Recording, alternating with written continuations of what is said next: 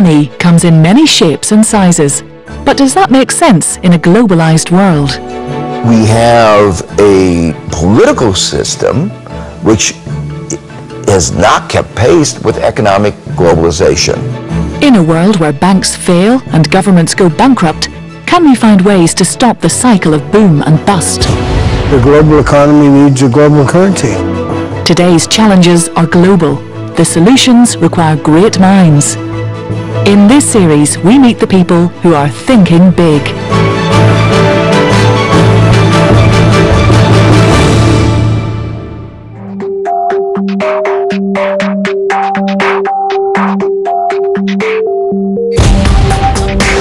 Canadian economist Robert Mundell won the Nobel Prize for Economics in 1999.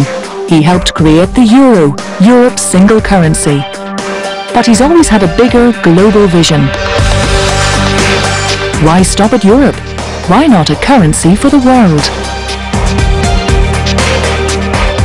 The world historically has always had a currency to express prices in.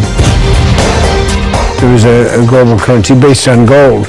We don't use gold anymore, but we need a global currency.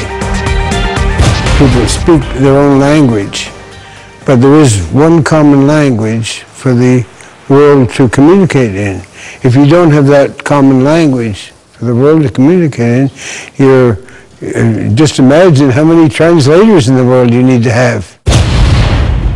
If there were a world government, one of the first things they would do would be to create a world currency, because there'd be a government that would be able to be responsible for it. And that's one of the problems in creating it, that there's no entity, a global entity out there that is a world government. There is no world government and no world currency. But on the ground, the US dollar has been the dominant reserve currency around the world for decades. Then, in 2008, a crash on Wall Street triggered financial turmoil in the US, followed swiftly by an economic downturn in the rest of the world. The dollar no longer looked such a safe haven, but what would an alternative system look like? Nobel Prize-winning economist Joseph Stiglitz chairs a commission of experts at the United Nations that urges reform.